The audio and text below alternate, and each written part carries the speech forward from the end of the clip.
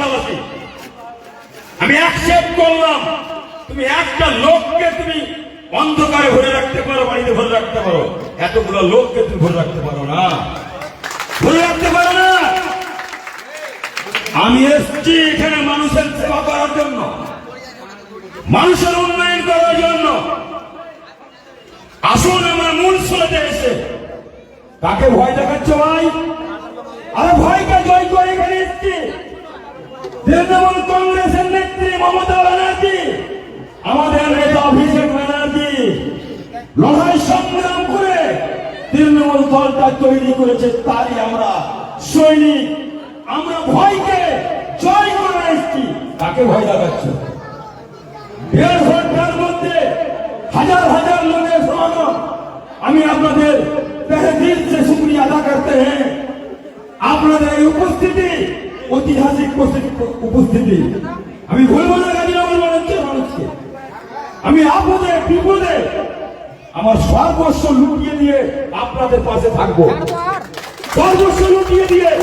কারণ যে সম্মান আপনি দিয়েছেন, মানুষ ছাড়া, উপরওয়ালা ছাড়া এই সম্মান দু একজন চক্রান্তকারী আমার সম্মান কাটতে পারবে না। আমিও গ্রামের ছেলে, আমিও উত্থান পতন লড়াই সংগ্রামের মাধ্যম দিয়ে আমি লিপ্তে করে এখানে আসিনি, অনেক উত্থান পতন দেখেছি। তাই বলবো, তৃণমূল দল করতে গেলে বুকের পাটা লাগবে, বুকের পাটা। সেই পাটা আপনাদের আছে। ভয় ভীতিকে বিসর্জন দিয়ে আপনারা এখানে এসেছে। মেম্বারদের বলা হচ্ছে, মেম্বাররা সিদ্ধান্ত শুধু নেবে না। এই যে জনগণ এখানে এসছে, মামাটি মানুষের নেত্রী, আমাদের পশ্চিম বাংলার সফল মুখ্যমন্ত্রী আহ্বানে তার আমরা সৈনিক। 1.5 ঘন্টা 1 ঘন্টার মধ্যে হাজার হাজার লোকের উপস্থিতি, আপনাদের ভালোবাসা, আপনাদের অকান্তিক প্রচেষ্টা, এই যে তৃণমূলের প্রতি আছে এই ভালোবাসা আরো শতগুণ আমাদের বাড়িয়ে দিল। কাজ করার অনুপ্রেরণা বাড়িয়ে দিল, কাজ করার আমার সাহস দিয়ে দিল। কিনা গাজীনগর মানুষের মানুষ তৃণমূল কংগ্রেসের পাশে আছে এবং তৃণমূল কংগ্রেসকে ভালোবাসে। দু একটা কথা যোগ করব। আমাদের 1757 সালে যখন ইংরেজের সঙ্গে যুদ্ধ হয় পলাশিতে, ভারতবর্ষ থেকে প্রথম আওয়াজ উঠেছিল ইংরেজকে তাড়াও।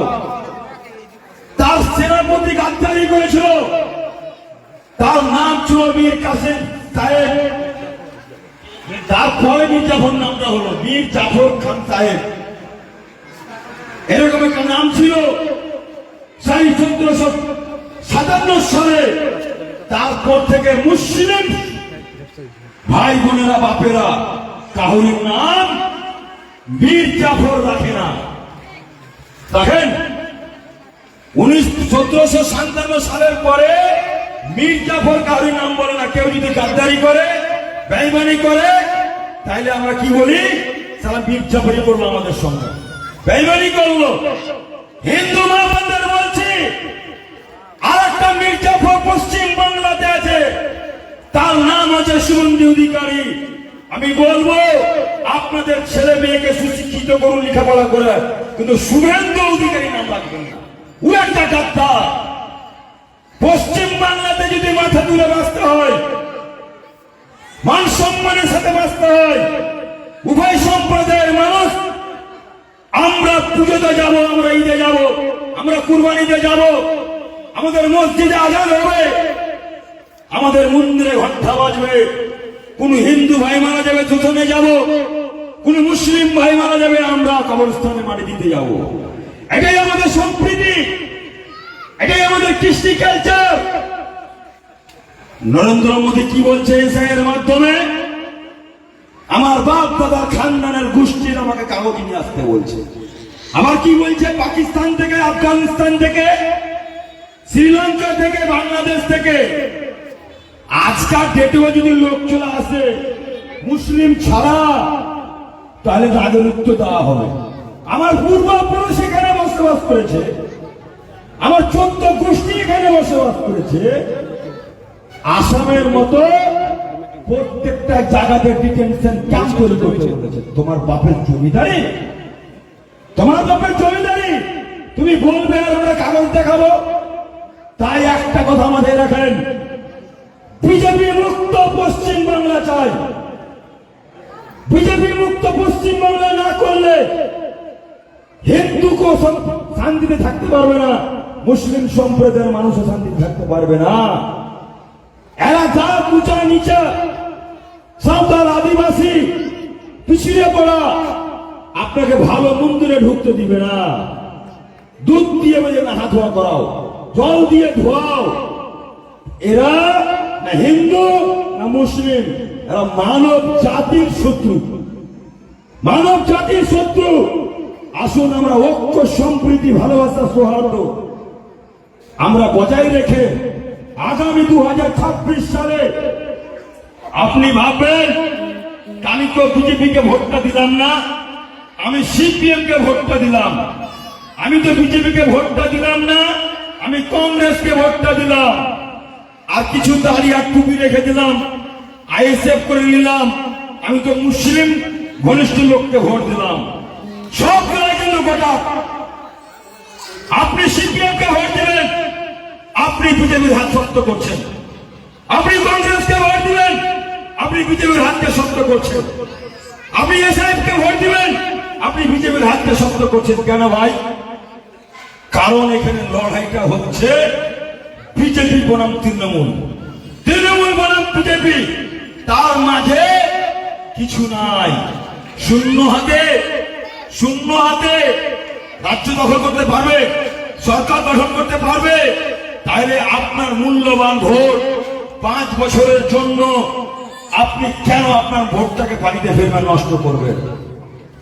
জন্ম থেকে মৃত্যু পর্যন্ত জাতি ধর্ম নির্বিশেষে আমাদের মানবিক মুখ্যমন্ত্রী, আমাদের বাংলার সফল মুখ্যমন্ত্রী, যাকে গোটা ভারতবর্ষের রাজ্যের মানুষ মুখ্যমন্ত্রী থেকে নিয়ে তার প্রকল্পগুলোকে অনুসরণ অনুকরণ করছে, নকল করছে।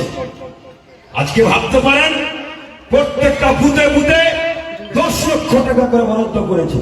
এই সম্মান কোন সরকার দেয়নি, পশ্চিম বাংলা তথা কোনো ভারতবর্ষের কোন রাজ্য দেয়নি। আপনার পাড়া আপনি সমাধান করবেন। সেখানে বুদ্ধিজীবী শিক্ষিত মানুষ, তার ড্রেনের প্রয়োজন আছে, তার রাস্তার প্রয়োজন আছে, একটা শ্মশানে হাইমাস্ট লাইট লাগবে, একটা মসজিদের ওখানে হাইমাস্ট লাইট লাগবে, রাস্তাঘাট, পানীয় জল। আপনাকে সম্মান দিয়েছে যে আপনি আপনার পাড়াটাকে সাজিয়ে গুছিয়ে নেন। এই সম্মান দিয়েছে কোন সরকার? তাই এই মানবিক সরকারকে আপনি বাঁচার জন্য, আমি বাঁচার জন্য এবং আগামী প্রজন্মকে বাঁচাবার জন্য, মমতা ব্যানার্জিকে চতুর্থবারের জন্য ভোট দিতে হবে আপনাকে। বিকল্প কোনো রাস্তা নাই, বিকল্প কোনো রাস্তা নাই। আর যারা তৃণমূলের খামে পড়বে, আবার তৃণমূলের সভাকে বানচাল করার স্বপ্ন দেখছে, তার স্বপ্নতে বালিয়ে। কারণ জনগণ কাউরের পোশাক গোলাম নয়, আমরা আপনাদের গোলাম। আপনারা ভোট দিয়েছেন বলে আমি এমএলএ হয়েছি, আপনার কাছে আমি ঋণী আছি। আপনি আমার কাছে ঋণী নয়, আপনার কাছে আমি ঋণী।